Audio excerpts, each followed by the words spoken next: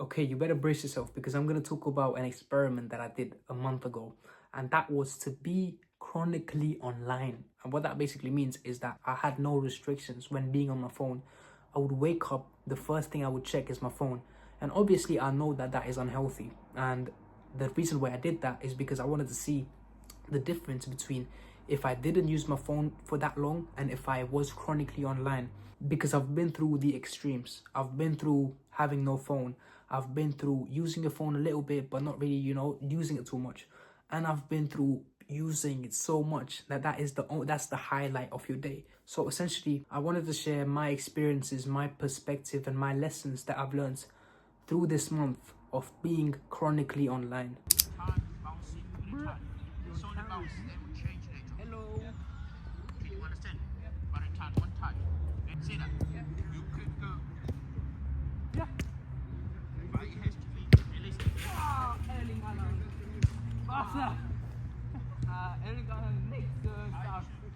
Now, the first difference that I have witnessed myself is the amount of stimulation that your brain can have. And when I talk about stimulation, if you have used your phone to a point where you had very, very high screen time that you were disappointed in yourself, you know what I'm talking about. When you get the notification of every end of the week for your screen time and it says it's like 7 hours or 8 hours on average, you understand what I mean. When you feel stimulated, it's like chasing for something, chasing for more posts, more dopamine, more stimulation. It's kind of like a person who smokes wanting to smoke more cigarettes. So essentially, it was not about what I was watching, what I was giving my attention to, the videos or like shorts or reels or whatever you want to call it. It was nothing about that. It was about the next one and the next one and the next one. It was like a hook. So let's say you scroll on like an app, let's say YouTube Shorts, for example. Let's say you click something intriguing and you watch the whole short and it's like, okay, it's calm. You scroll down and that is not as pleasurable as the last one was. So you scroll down and that is actually good. And essentially, it's not about watching the actual thing. It's about getting the next dopamine hit by just scrolling and scrolling. And there's one which you really resonate with that you feel like, yes, this is what I wanted to watch. But then that ends and then you look for the next one. And essentially, to break this whole point down, your mood is dictated by what you're seeing. Your mood is dictated by what you are hearing. And it's this whole cycle where you're looking at what the next thing is going to be, the next thing that's going to stimulate you, the next thing that is going to give you that same dopamine hit. But when you keep chasing and chasing and chasing for that dopamine, hours and hours go by. I was going to say minutes and minutes, but then you realize when you get hooked so much, it turns into hours. And to really break this point down, I just want you to understand that the reason why we do this is not because we inherently have the desire to watch YouTube Shorts today. You don't intentionally do it. You don't go to yourself and be like, do you know what, today I'm going to sit on the sofa, I'm going to watch YouTube Shorts for like an hour. You don't go, oh yeah, I'm going to lay in my bed for a second and then I'm going to scroll on YouTube Shorts for an hour. You don't say that. And the reason is because that is not what you want. That urge to watch YouTube Shorts or to consume anything that fries your dopamine is not because you want to do it. It's because your mental health sucks so bad that is essentially a symptom of your bad mental health. And when I realized that, when I was doing this experiment and I actually fried my dopamine and fried my brain, essentially, I couldn't read, I couldn't enjoy the small things. I couldn't even wake up in the morning and go out for sunlight. I would straight up check my phone and see like the latest news. And the latest news is about like people killing people, someone getting burned alive. And it was all this crazy shit. Do you know what I mean? And what that does to your brain is that puts your brain in fight or flight. And all these chemicals and hormones release in your mind, in your body. It just messes up your whole system. You can't go into your natural state. Can you imagine 40 years ago, someone wakes up and the first thing someone tells them when they wake up is, oh, you know what? Yesterday in New York, 11 people got shot. And that day, this OnlyFans model posted this picture. Why don't you look at it? That's going to be crazy, isn't it? Like, even to think about it, that's crazy. But now it's so normalized that no one really cares about it. The second thing which I realized was the amount of mood swings that I was having. And it's very weird to actually talk about it. But the spikes and the dips in my mood when I was Chronically online was actually crazy. It went all over the place. I wasn't able to feel like an emotion for more than 30 minutes. It was like I was constantly getting bombarded by this thing and this thing and this thing. And even if I kept my phone down, there would be certain things that I would remember that I was watching that would bring my mood down and then would bring my mood up again for some reason. This constant fluctuation in my mood caused me to not give my best in certain tasks in my life. It caused me to depend on dopamine, depend on some sort of information or some sort of thing that could stimulate me, that could give me energy. And you know what I find crazy? What I find crazy is that most people live this way, and I'm including me in that. Most people, including me, live that way. And what's crazy is some people do not realize it. And if you realize that you have these mood fluctuations, or if you even notice the small details of how you feel when you are constantly bombarded by certain news articles or certain things which we can just zap your mood out of you, zap your energy and your attention from you. If you do realize that, then I would say props to you, because not a lot of people realize that they are being sucked off their attention and their energy, and they're giving energy to things that are inherently negative.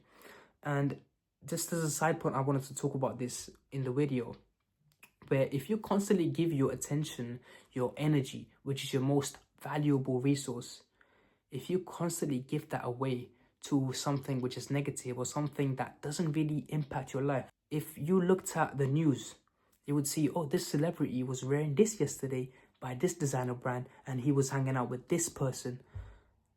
A lot of people, that is their normal life. They look at that and they talk to their friends about that. Oh, do you remember that person was with that person and they wore this thing? And their whole attention is stolen by these propaganda artists online. And to realize that certain things like the news are designed to control your attention and to put you in a low vibration, you need to give props to yourself. And that brings me to my third point, which is what keeps you on an app. When I ask you, what keeps you on this application on YouTube? What keeps you on Twitter? What keeps you on Instagram? It's something which hooks your attention. It's something which makes you want to watch it. It's those flashy edits. It's a topic which you feel really invested in. It's things which seem weird. A lot of things that are viral online are either people saying some stupid shit, or either people doing some crazy shit, or just controversy or drama. Those are the things which hook your attention. So anything negative, hateful, that's gonna hook your attention. But what I want you to realize is when you do let your attention sway that way, when you do let your attention flow through the negativity and through the hatred, I'm not saying that those are bad things, but when you uncontrollably give your energy to them, you start being in this state of identifying with the negativity, identifying with the hatred unconsciously, because you keep placing your attention on there. Then you keep placing your attention onto something and you view things through that lens. You don't see the love in life anymore. You don't see the strength in life anymore. You don't see the wisdom that certain situations, places, and people can give you, because all your attention is rooted in being negative and being hateful. And I'm not just saying being hateful and being negative, but you see things through that lens. And when you see things through a hateful lens, you don't give yourself the opportunity to learn from certain things. You don't give yourself the opportunity to appreciate certain things. And a lot of holy texts and books and ancient wisdom teaches you to be grateful for what you have, because if you are grateful for what you have, you will be blessed with more. And that is 100% true. So I'm just going to wrap up this video of what I am doing right now in order to increase my mood and lessen my screen time, and to help myself and to help you who's watching the video to better their screen time and better their mental health in general. So number one is to stay away from negative propaganda or negative news in general, because when you give your attention to negative news, for some reason our brain likes negativity or hatred or drama. It loves being there. It loves consuming it. But instead of letting your brain do it, try about maybe tomorrow, just one day without any negative news. When you're on your phone and you look at something negative on accident, swipe it away, or just close the app for a second and look at the world for what it is. Because a lot of our beliefs and opinions are formed from what we see online. So why don't you just let the negativity of what you see online pass by for a day? You don't look at that, you don't interact with that. When you look at something, you don't even give your attention to it. You look at it and you're like, nah, not for me today.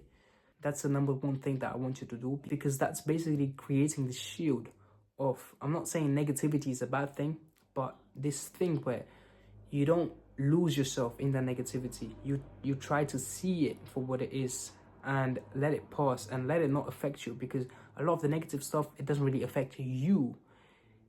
It affects the collective as a whole. So if you watch it and everyone else watches it, it affects everyone. The second thing which I'm doing in order to boost my mental health and in order to lessen my screen time is I'm carrying a little notebook. I don't have it with me right now. I don't think it's in my room as well.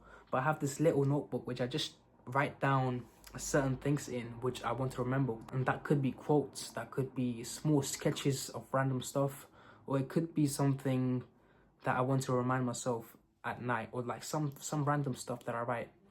And when I write that, and even when I write some insight that I have and I write it on there and it doesn't make sense, but I keep going through it again and it makes sense, there's things which allow me to go deeper and find the depth in things. Because when you're on your devices, you don't really see the depth. All you see is the surface level stuff. You have thoughts, but you don't really put them down somewhere, and you're not really able to go deep in your thoughts anymore. And with that same thing, thoughts, try doing some interesting like thought experiments. You might find them online, on Google, or on YouTube. What I like to do sometimes when I'm just alone by myself, I like to do thought experiments, and they just help you, I guess, spend time without stimulating yourself by something external. It's just stimulating your own brain with your own brain. I'll have a word for him. I'm not going to say it here though. But combined with that, what you can do is pick a habit of reading. And by reading, I'm not saying grab this whole book and read it. Nah, read maybe like one paragraph or two paragraphs of a book that you have, or just buy one that you know you like, and just start reading for like a bit. Because when you're chronically online, reading is a chore. Reading feels like this. And combine that with a practice of breath work, or practice of some sort of meditation. And sometimes I feel like I keep saying it, but if you actually practice it for a week straight, you can do 3 minutes or even 5 minutes for 1 week. You can feel the difference within yourself, not just inside on your phone, but also outside in the actual world. The way you interact with people, the way you talk to people, and the slowness that you have, not in a bad way, but in like a good way, where you're able to slow down, think, take action. So I hope this video was helpful for you. And if there's any questions that you have, I will be happy to answer them in the comment section. So with that being said, I'll see you in the next video.